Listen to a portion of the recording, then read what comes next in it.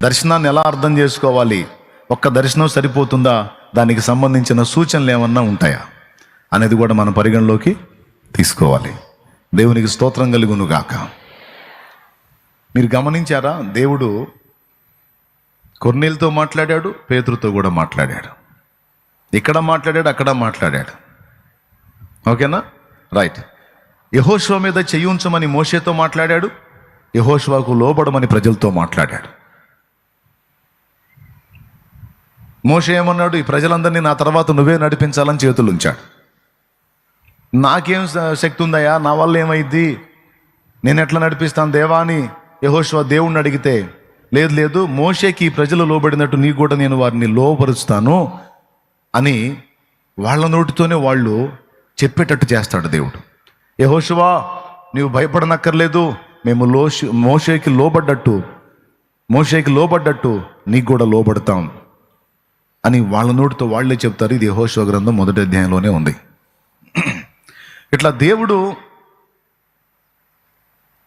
మనం ఒక్కదాని మీద డిపెండ్ అవ్వాలని కోరుకోవటల్లా, ఒక దర్శనం నీ కలిగితే దానికి సంబంధించి రుజువు చేయడానికి దేవుడు 2 లేక 3 సూచనలు నీకు చూపించే ఛాన్స్ ఉంది. దేవునికి స్తోత్రం కలుగును గాక. యోనాను నినవేకెళ్ళని స్వరంతో మాట్లాడాడు, అయినా సరే తార్షీషు వెళ్ళడానికి ట్రై చేస్తే పెను తుఫాన్ ద్వారా అడ్డగించి మళ్ళా మాట్లాడాడు. అక్కడ యోనాకి 2 సూచనలు, ఒకటి కాదు. Praise the lord.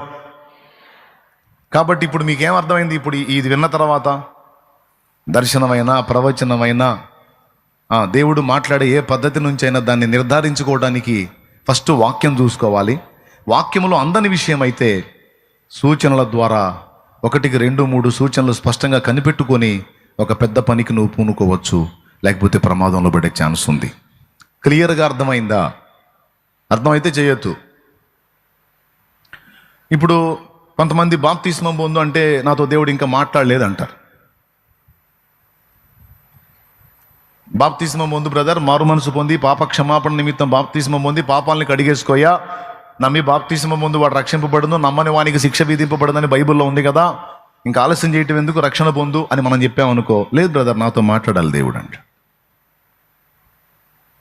నాతో మాట్లాడినప్పుడు పొందుతానంటాడు. గుర్తుపెట్టుకోండి, ఒకసారి బైబిల్లో నీకు స్పష్టంగా సంబంధిత అంశాన్ని గురించి మాట్లాడిన తర్వాత మళ్ళా చెవులో చెప్పడం, అలా కనిపెట్టుకోవటం ఒక రకంగా చెప్పాలంటే వెరితనం. ఒకవేళ నీకు దర్శనమిచ్చి మాట్లాడినా ఆ వచనాలే చూపిస్తాడు తప్పించి